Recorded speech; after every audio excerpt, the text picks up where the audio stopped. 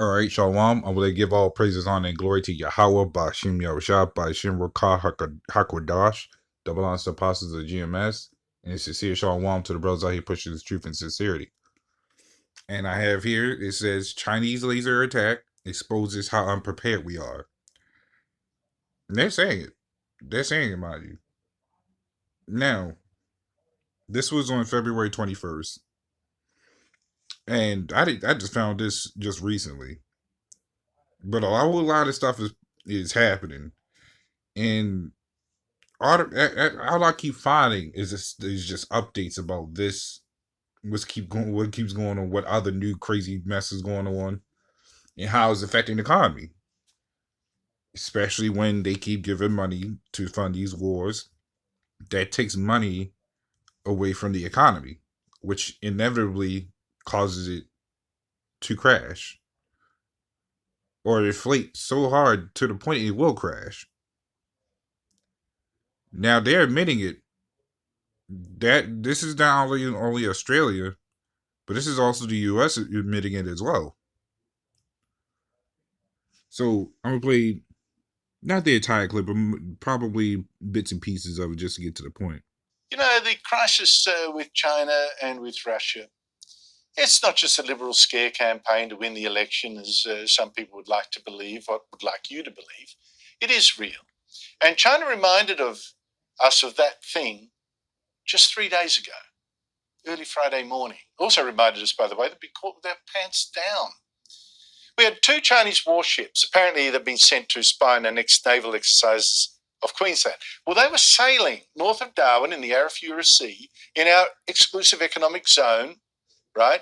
Our Air Force sent out a P-8A Poseidon to go and check them out. And this aircraft got blitzed by a laser from one of the Chinese ships, the destroyer, which is an incredibly aggressive act. I mean, let me explain why. It's not just as the Prime Minister was suggesting today, you know, well, the laser can blind the pilot, which is true. It's also used to what's called paint a target, you know, find the range and accuracy and all that. Now I'm gonna stop there because that was a prime demonstration of how quick that sucker could go off. They didn't even see it coming. So once it got a lock on, bam, just that quick, took it right down. And people would think this is like very far fetched, but whatever they put in movies has always been a thing in real life.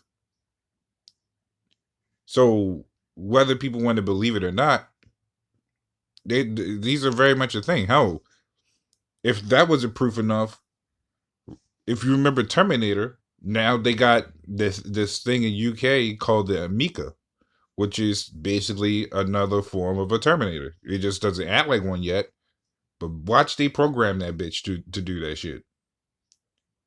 You're gonna start seeing cybernetic robots in humans' flesh walking around being able to do what Terminators can do. Point blank, shoot someone from a mile away with just a regular assault rifle. You name it. I wouldn't put nothing past the weapons of this world's warfare. The Lord provides it to them so they can destroy each other, primarily Babylon. So I'm gonna keep going with the rest of it. Skip a little bit further to get to the point. The way they treat Japan,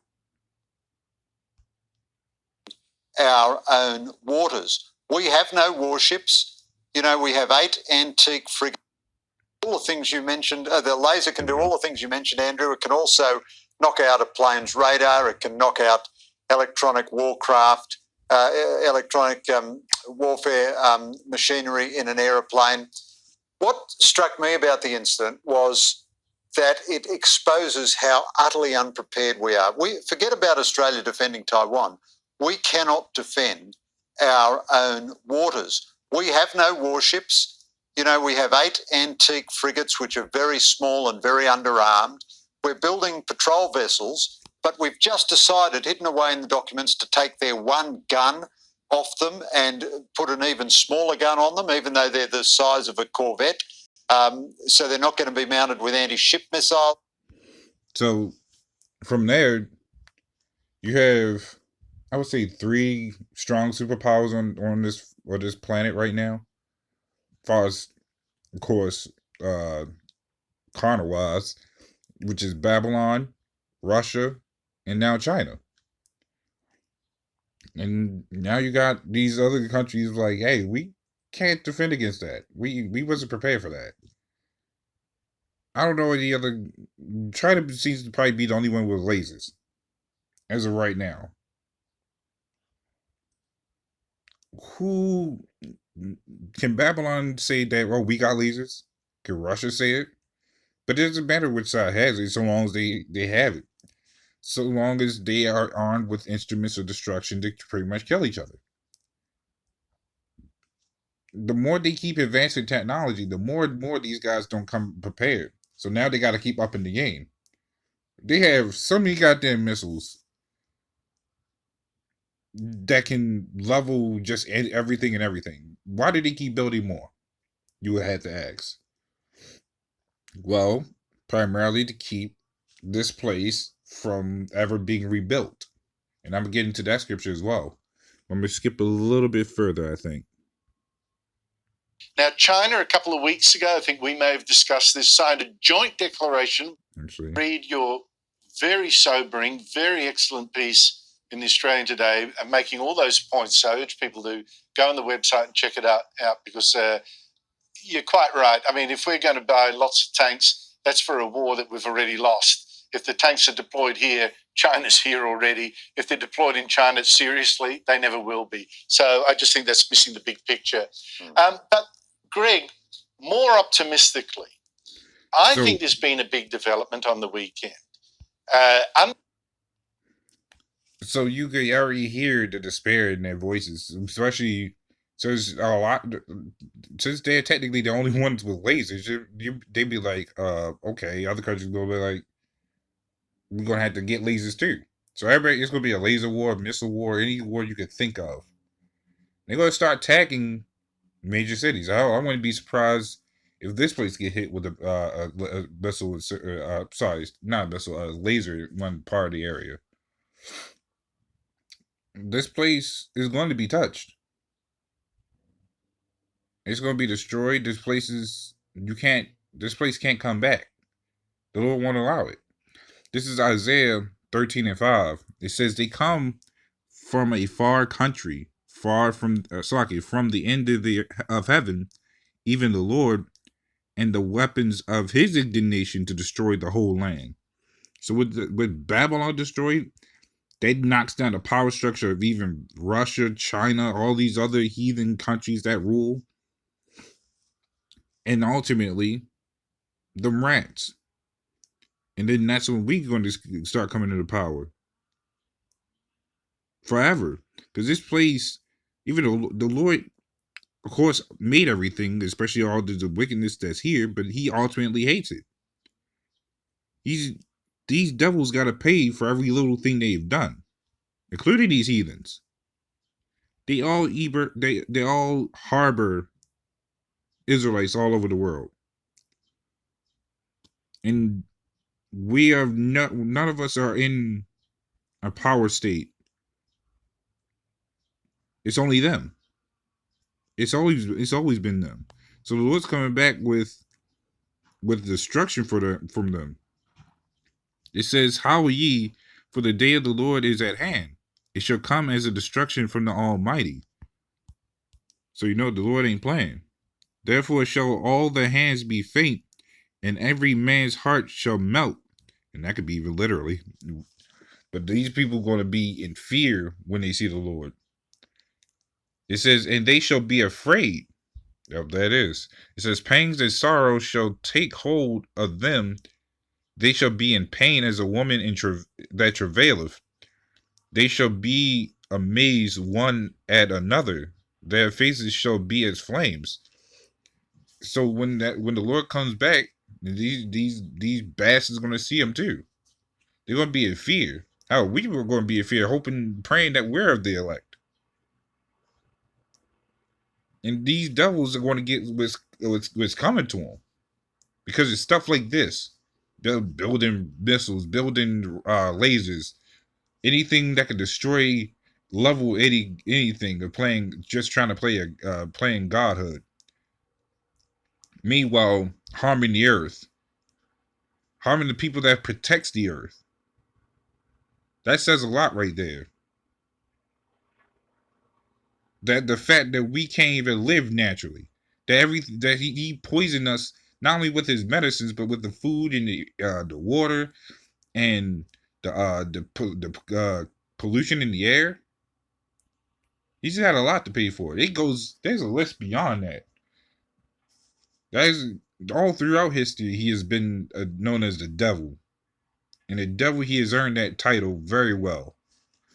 But when them missiles hit, they're gonna see not only that Esau's people is gonna be in flames, but them rats are gonna witness something so distraught to them that they can't even realize that they can't come back to this place.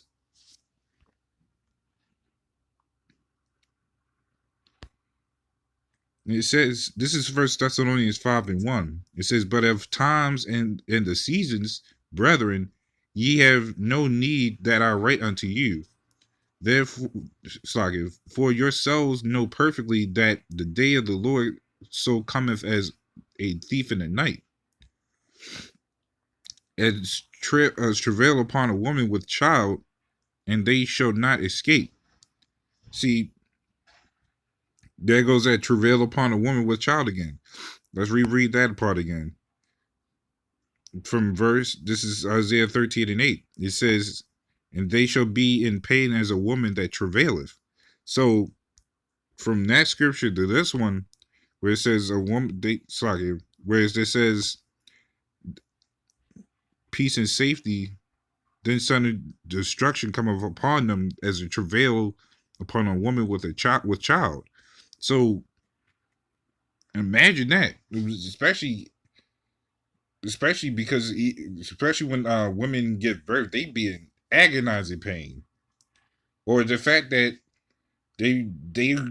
it's a lot. I mean, when you think about it, it's just like how you even look at the movies when the woman has the child with them, and they're trying to protect that child, especially since to the rats, Babylon's like that child to them, so they're going to try to protect it or rebuild it, and they can't.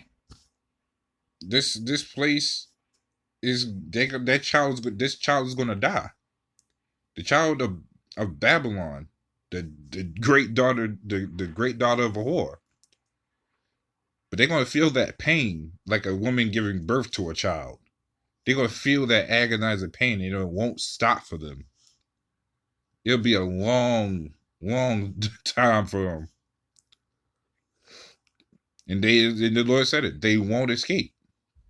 It says, but ye brethren are not in darkness, that day should overtake you, but ye brethren are not in darkness, that day should overtake you as a thief. Talking about his hopeful elect, that he's going to rescue you out of this fire, out of the coming destruction. As Esau witnessed, not just Esau, but these other heathens as well, these places that mock and tear out of Babylon, they're going to witness this destruction. And then they're going to realize, damn, we have no way to import or export. Or the fact that we wasn't the ones that destroyed it, but the Lord did it, which means he's coming after us next. So either them heathens are going to be afraid. This is Malachi 1:4. It says, whereas Edom saith, we are impoverished, but we will return and build the desolate places. Thus saith the Lord of hosts. They shall build, but I will throw down. And they shall call them the border of wickedness, and the people against whom the Lord have indignation forever. So like as it says, as I mentioned earlier, Esau's going to try to rebuild this place. He's going to try to make it more wicked than it was before. But thus saith the Lord of hosts, it says they shall build, but I will throw down. Which means the Lord's coming back to fully eradicate this place. Fully eradicate. And take these devils down and to the hardcore bondage. It says, and they shall call them the border of wickedness, and the people against whom the Lord hath indignation forever. So Esau is going to serve his time just like we serve in ours, but double that. And that's where you get Revelations 18:6, where it says, double unto her, double according to our works. Esau is going to get double the amount of time that we have. And he's gonna serve that time, whether he likes it or not. So keep building your instruments of destruction. Keep building. Keep making more missiles. Keep making more lasers. Keep thinking. The funny part is, and I saw a brother did a video on this, that them rats are starting to get afraid. Their power, they notice, is being slowly stricken from them. Their plans ain't going according to plan no more. Their mischievous plots ain't working. So they don't have much power left, believe it or not. They still rule, but their power is very, very limited. It's going to be a matter of time before they realize they have no power left. They have nowhere to start from. And when they try to leave, the Lord and his hopeful elect would be there. We're willing that me and various sincere brothers out there is of the hopeful elect. But that's all I have going into that. So, little one, this was a little edifying, and with that, shalom.